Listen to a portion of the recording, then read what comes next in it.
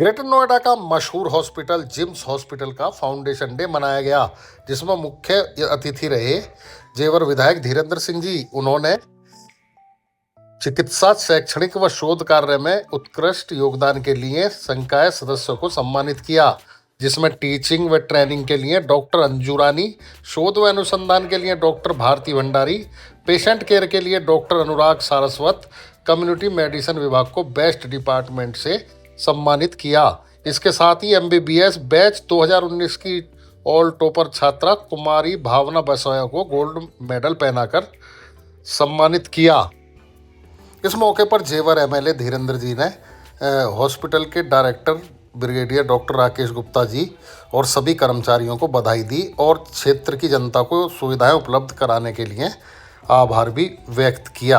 देखें क्या बोले विधायक धीरेन्द्र जी। के प्रति मरीजों का कैसा भाव है उस फिल्म में, और वह भाव मुझे नजर आया कि ऊपर तो ईश्वर है लेकिन नीचे डॉक्टर को लोग उसी भाव से देखते हैं। आप लोग यहाँ से पढ़कर जाएंगे, आपके प्रति लोगों के जहन में जो भावना है और जो सम्मान है, मैं इस स्थापना दिवस के मौके पर आपसे यही कहना चाहूंगा कि वह विश्वास और उस सम्मान में कमी नहीं आनी चाहिए। यही मेरी आप लोगों से प्रार्थना है। आपका वह भाव जिसमें सेवा हो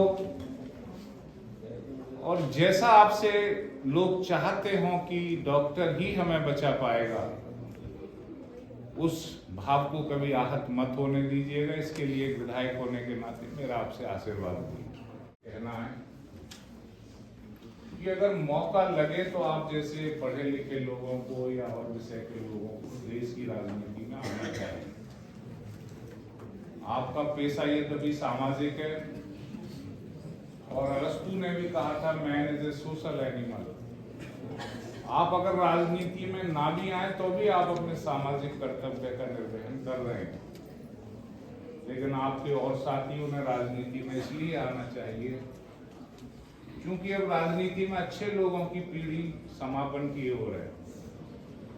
अच्छे नौजवान अगर राजनीति में आएंगे, पढ़े लिखे लोग राजनीति में आएंगे, तो निश्चित तौर से आप व्यवस्था को संयमित कर पाएंगे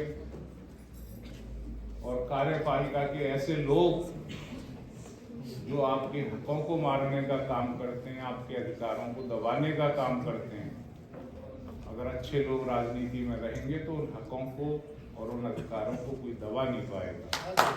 तो वो कैसे रखा गया सर? वो शल्य चिकित्सा ही तो रही होगी। मेरे कहने का तात्पर्य हिंदुस्तान में हमारे जो चिकित्सा शास्त्र था वो बहुत उन्नत अवस्था में था, और ऐसा नहीं है कि एक विद्वान व्यक्ति सिर्फ चिकित्सा शास्त्र का ही ज्ञाता हो। उस वक्त पढ़ाई होती थी विभिन्न विधाओं की। चिकित्सा शास्त्री बढ़िया ज्योतिषाचार्य भी हो सकता था, चिकित्सा शास्त्री बढ़िया पॉलिटिशियन भी हो सकता था। ये विभिन्न वैरायटीज उस वक्त समाज में थी। तो ये उत्कृष्ट शिक्षा व्यवस्था के हम उदाहरण हमारे प्राचीन साहित्य में मिलते हैं, जो विदेशी इतिहासकारों ने भी जिनका उल्लेख किया। इस कथा को सुनाने का मेरा तात्पर्य यह है कि हिंदुस्तान में ही जातक कथाएं आपको सुनने को मिलेंगी, वह जातक कथाएं जिनमें प्रकृति और जीवों के माध्यम से आपको नैतिकता का संदेश दिया गया, ऐसा दुनिया में कहीं और किसी संस्कृति में आपको नहीं मिलेगा।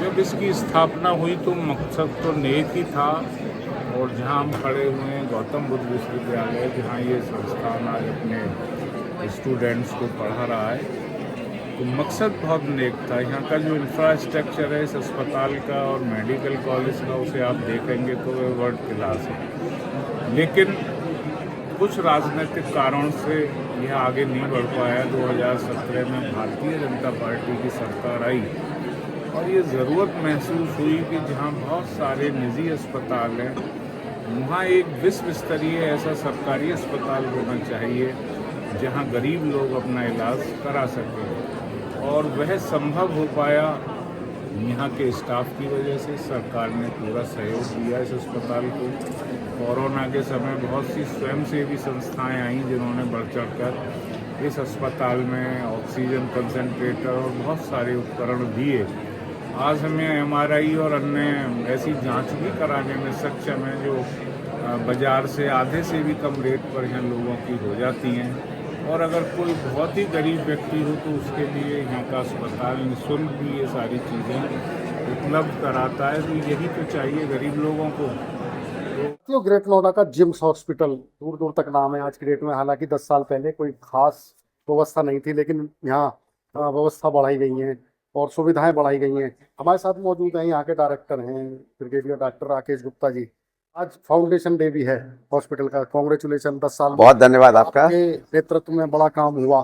कोरोना काल भी आया और आपने लोगों की मदद भी की। तो आज फाउंडेशन डे है, क्या खास आप 10 साल में कर पाए और आगे की क्या योजना है इन फ्यूचर? पहले तो मैं आपका, यहाँ के हमारे मरीजों का, यहाँ की क्षेत्र की जनता का धन्यवाद देता हूँ कि इन्होंने जिम्स में जो ग्रोथ हुई है उन्होंने पूरा सहयोग दिया है। उसी सहयोग की वजह से हमने, चाहे मरीजों की केयर हो या हमारी एकेडमिक्स हो या हमारे रिसर्च अनुसंधान, सभी क्षेत्रों में काफ़ी तेज़ी आई है। हमने एमबीबीएस के साथ अभी एमडी साल स्टार्ट हो गया है, नर्सिंग पैरामेडिकल के डिग्री कोर्सेज स्टार्ट हो गए हैं। तो आने वाले टाइम में पेशेंट केयर और बेहतर होगी, क्वालिटी बहुत इम्प्रूव होगी और इसके साथ साथ रिसर्च में भी काफ़ी हमें प्रोग्रेस होगी। यहाँ चर्चा है क्षेत्र में हाँ कि दिल्ली के एम्स हॉस्पिटल की तरह सुविधा बनाई जाएगी। हाँ, एक ट्रॉमा सेंटर भी बनने वाला है यहाँ पर। यहाँ पे क्रिटिकल केयर ब्लॉक बन रहा है जो अगले 6 महीने में तैयार हो जाएगा और उसमें ट्रॉमा, नॉन ट्रॉमा, जितने भी इमरजेंसीज हैं उसको हम देख पाएंगे। हम कोशिश करेंगे कि हमें कोई भी मरीज़ दिल्ली में इलाज के अभाव में ना भेजना पड़े। अच्छा, पिछले 10 साल की क्या उपलब्धियां हैं, क्या क्या सर, सुविधाएं आप लोगों बहुत को दे सारे पा रहे हैं? सर, अभी आज की डेट में हम चाहते हैं कि कोई भी मरीज, जो भी मरीज हमारे पास आए, उसका पूरा इलाज करें। हमारे पास थोड़े सुपर स्पेसिस अभी नहीं है जो आने वाले टाइम में आ जाएंगे, तो पूरी की पूरी संतुष्टि हम पेशेंट्स का करेंगे। अच्छा, आपको दोबारा यहाँ पर मौका मिला है, हाँ, हैं तो क्या उम्मीदें हैं इन फ्यूचर? मैं अभी डबल स्पीड से काम करूँगा और I have got a strong faculty, बहुत अच्छी है, स्टाफ बहुत अच्छा है, तो उनकी मदद से हमारी स्पीड भी बढ़ जाएगी और हम क्षेत्र के लोगों को और ज़्यादा फायदा पहुंचाएंगे। साथियों, हमारे साथ मौजूद थे ब्रिगेडियर डॉक्टर राकेश गुप्ता जी, जो जिम्स हॉस्पिटल के डायरेक्टर हैं। पिछले 10 सालों में बहुत ज्यादा काम हुआ। आपको पता है, एक संकट काल आया, कोरोना में गरीब लोगों की बहुत मदद की और आज भी गरीब लोगों की बहुत मदद करता है हॉस्पिटल। उनका कहना है कि वह चाहते हैं कि इस तरह की सुविधाएं हाल ही में हो जाए, हालांकि अभी भी उपलब्ध है, कि लोग दिल्ली इलाज कराने लगे हैं।